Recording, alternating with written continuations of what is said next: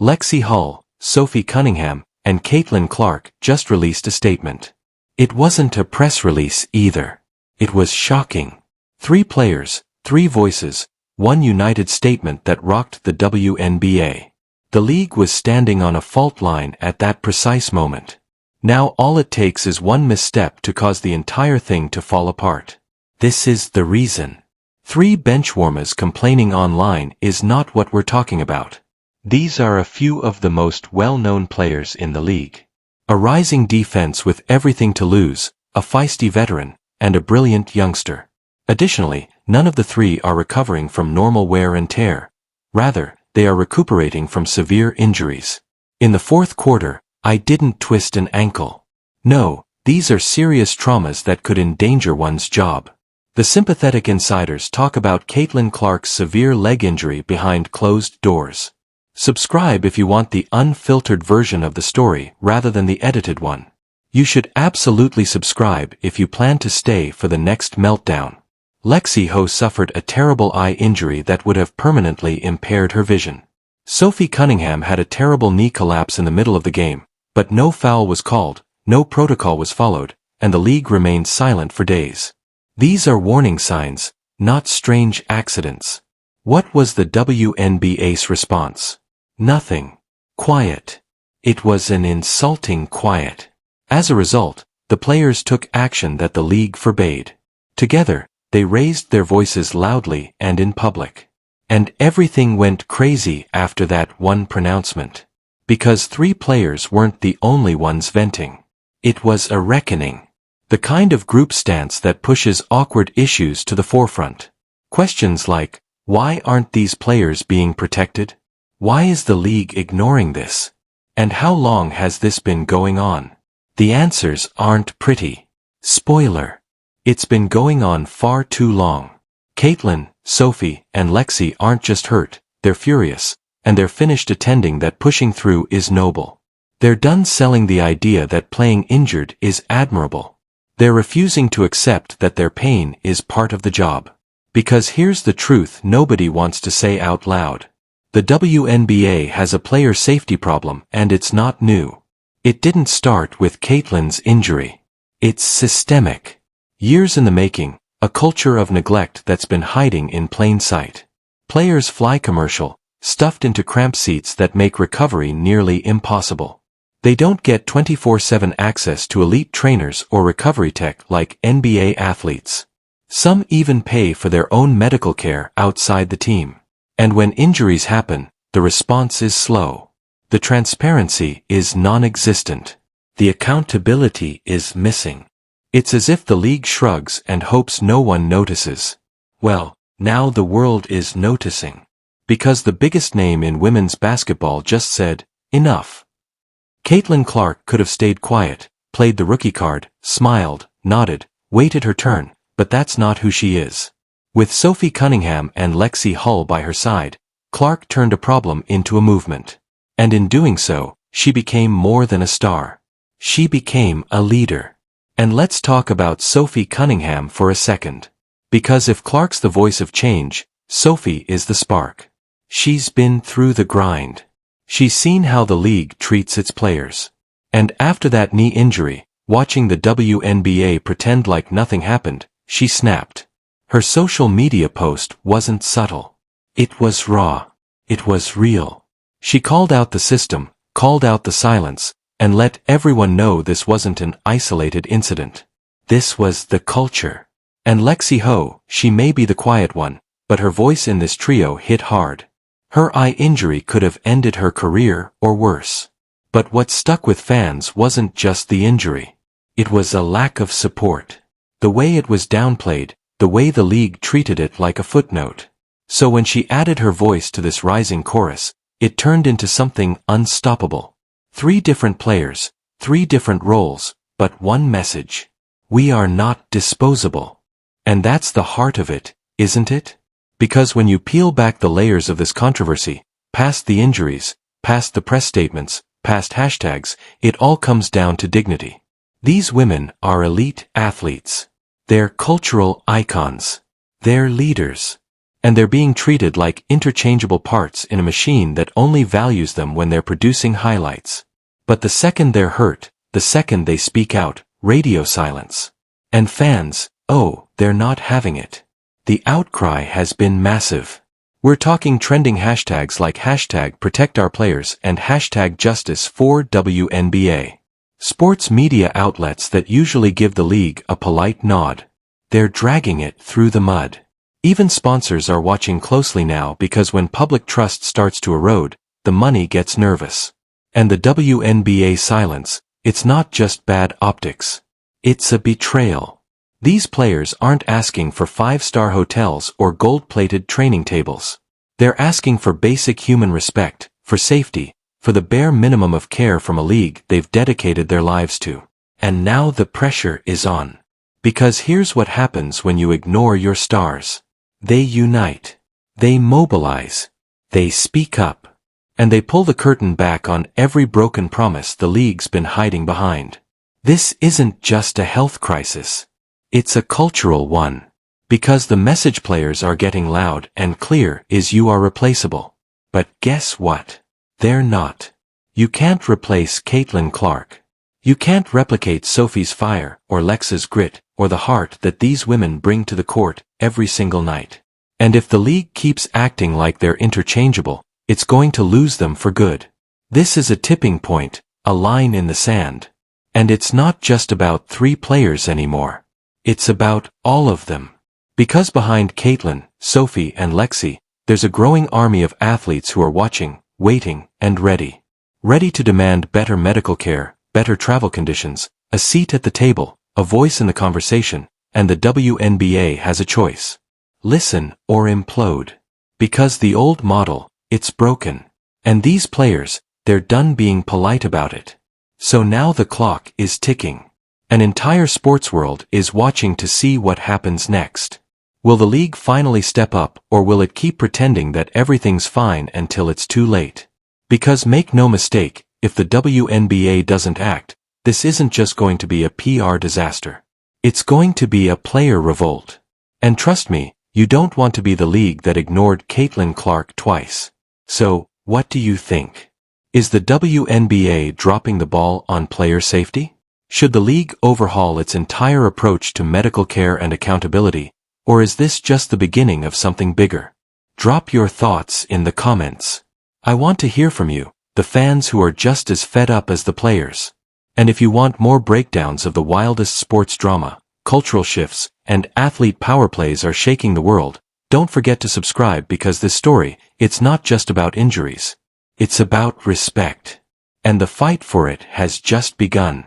It's about what happens when a system built to celebrate athletes quietly forgets they're also human beings.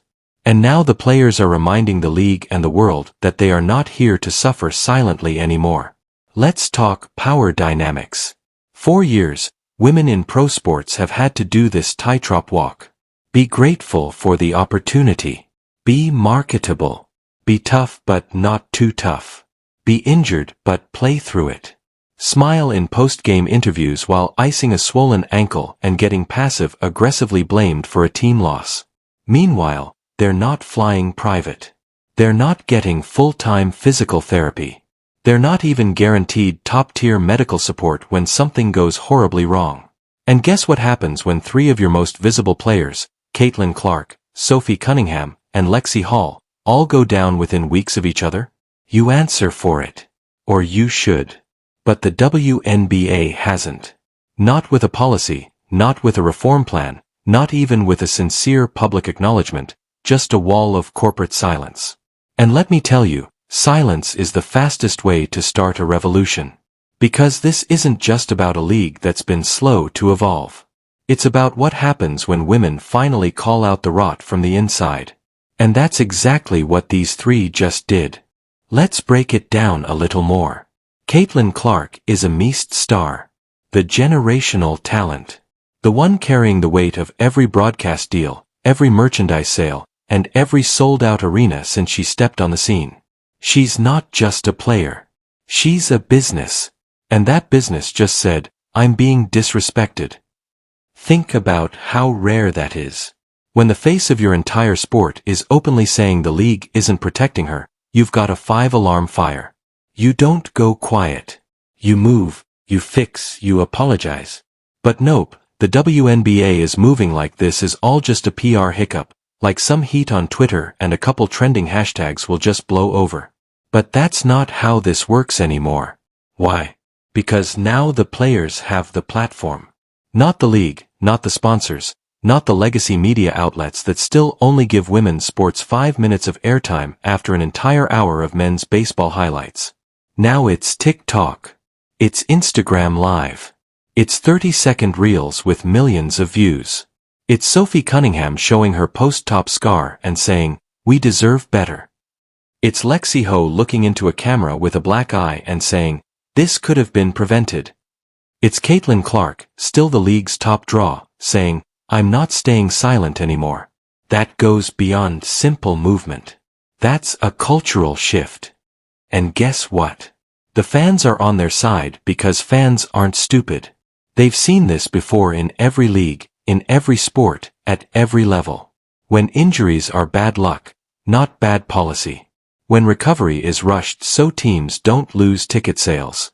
When players are thrown back into rotation because the calendar says so, not the doctors.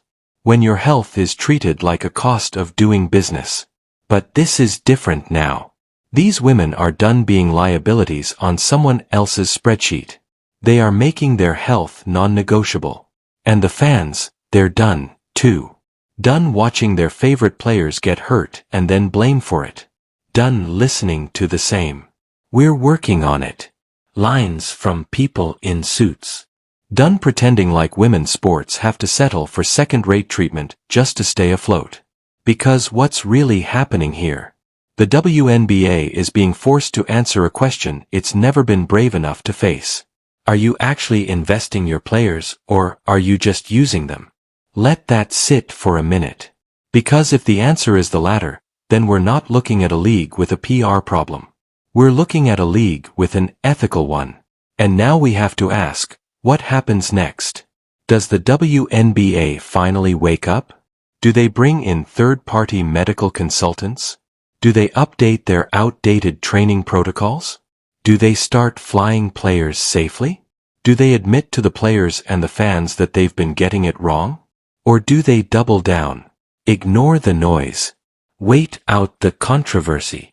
Hope that Clark and Cunningham heal quietly and everything gets back to normal. But here's the hard truth. There is no going back to normal. Not after this. Not after them. This is the moment. The one that leagues write books about years later pretending they were so proud of how far we've come. But right now, they're not proud. They're panicked because the power has shifted. And if they don't listen to these players now, they're not just going to lose trust. They're going to lose the game. Let's be clear, this isn't just about sports. This is about labor, about health, about humanity. These women are showing the world that being strong doesn't mean suffering in silence. That being an athlete doesn't mean forfeiting your right to dignity. That loving the game doesn't mean accepting a system that breaks your body and shrugs. So, if you're watching the story unfold and thinking, what can I do? Here's your answer. Believe them, back them, share their voices, demand better because this is how things change. Not with league-approved talking points, but with real people in real pain saying we won't take this anymore. Clark, Cunningham, oh, they're not just names in a headline. They're the beginning of a revolution. And if you care about women's sports, really care, then you're already on their side. This is one of those rare electric moments in sports where everything stops and everyone finally asks, what are we doing? And here's the ugly truth that's been hiding in plain sight for years. The system doesn't protect the very people who give it life. The players, the faces, the women who show up game after game knowing they're not just fighting for a win. They're fighting for basic human respect. But now they've stopped asking. They're demanding. And when Caitlin Clark, Sophie Cunningham, and Lexie linked arms, figuratively, literally, socially, they didn't just call out the WNBA. They expose a much deeper, much older rot. That women in sports are still expected to endure, not thrive. To be grateful, not demanding. To be tough, not protected. And that if they get hurt, they're on their own. Let's not downplay it. These aren't sprained fingers or light bruises. These were career-threatening injuries, and in Caitlin's case, league-threatening, because she isn't just a player. She's the entire growth strategy of the WNBA. Think I'm exaggerating? Go look at the ticket sales before she got drafted. Look at viewership spikes. Look at jersey sales. Look at how suddenly ESPN cares. She made that happen. And yet, when she goes down with a potentially seasonal-altering leg injury, the WNBA releases nothing, no update, no detailed statement, no plan, just a thin blanket of silence. Now, if that happened in the NBA, if a #1 pick went down like that, we'd have medical reports, press conferences, preemptive rehab schedules, team doctors doing interviews on Good Morning America. But in this case, we got shrugs. And here's where the insult turns into a movement. Clark isn't even alone in this. Sophie Cunningham, a player who's fought for every minute she gets, who's been a vocal advocate for women's sports, who brings fire and fans, collapses on live TV with what turns out to be a catastrophic knee injury. And you can literally see her yelling in pain. Nothing dirty, just another situation where leak protocol failed. And just like with Clark, Crickets and Lexie Ho, arguably the most brutal of the three, a facial injury and eye trauma that took her out of game completely. Something that could impact her vision for life. Something that clearly could have been prevented with basic protective gear and standard contact protocols that are normal in other leagues. And the WNBA quiet again. At a certain point, you stop calling incompetence. You start calling it what it is. Neglect. Intentional. Maybe not. Systemic. Absolutely. And that's why this moment matters so much. Because Caitlin, Sophie, and Lexie aren't just venting. They're activating.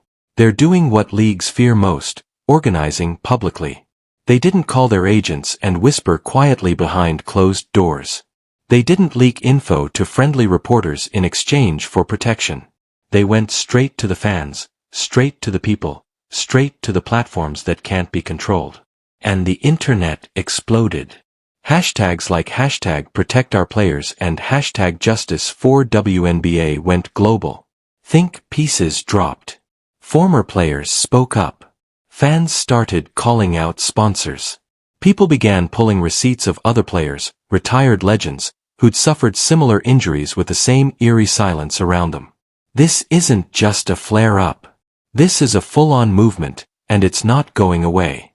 You know what the WNBA doesn't realize yet? That Caitlin, Sophie, and Lexie aren't fighting to leave the league. They're fighting to save it because they want to stay. They want to grow it.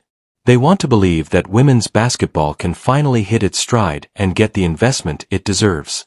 But they're not going to keep doing it with duct tape on their ankles and 2 Advil in their bag.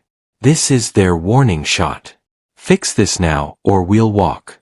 And when we walk, your audience walks with us. And they're not wrong. Because here's what the WNBA still hasn't figured out. The product isn't the league. The product isn't the name. The product is the players. No Caitlin Clark, no sold-out arenas, no Sophie Cunningham, no highlight reels, no Lexie Ho, no defensive lockdowns, no clutch steals, no gritty emotional moments that fans live for. You cannot build a league around stars and then treat them like interns when they get injured. You cannot claim to be investing in women and then fly them coach on back-to-backs. You cannot sell empowerment while ignoring medical needs. Because guess what? The fans are watching. The world is watching. And the players, they're done hoping someone else will fight for them. They are the fight. Now, let's take this one step further. This moment, it's not just about basketball. It's universal. Every woman in every industry knows this feeling. Being overworked and under-resourced. Being expected to give 110% while receiving 70%. Being celebrated when convenient, and ignored when it gets hard. That's what makes this moment powerful. It's not just a basketball movement. It's a labor movement, a visibility movement, a respect movement. And Clark, Cunningham, and Hull just became its faces. If the WNBA wants to survive this, they need to act like it, issue a public apology, overhaul the injury protocols, bring in outside medical experts, offer transparency, fund real rehabilitation programs, and maybe, just maybe, put player safety above profit margins for once. Because the message from the players is crystal clear. We don't want pity. We want protection. We don't want PR statements. We want change, and we're not waiting anymore. So what happens now? That's up to the league. They can pretend this moment will pass, or they can recognize it for what it is. A reckoning. And if they ignore it, the next generation of athletes might not even choose the WNBA. They'll choose leagues that put safety first, that pay fairly, that treats stars like stars, not liabilities. And all of that starts right now. Caitlin, Sophie, and Lexie drew the line. Now it's the league's move. You've got 3 different women from 3 different corners of the league saying the same thing. We're not safe here. Let that sink in. Not we're underpaid. Not we want more exposure. Not even we deserve more resources. All of which, by the way, are still true. But this is deeper. This is darker. This is urgent because what they're really saying is if you don't fix this, we're going to get hurt again and again, and eventually we won't come back. And the minute that happens, when your stars start slipping through your fingers, not because of trades or contracts, but because their bodies can't hold up under the league's neglect, that's the minute the league stops being sustainable. And Caitlin Clark knows that. She didn't just break records. She rewrote the business model. She gave the WNBA a future. And now she's risking it all by speaking out, not just for herself, but for every young girl watching. Every college player dreaming of going pro. Every injured athlete who didn't have the platform to call out what happened to them. Same for Sophie. Same for Lexie. This is legacy work. This is sacrifice. This is what leadership looks like in real time. And if the WNBA doesn't respond meaningfully, they're not just failing these 3 players.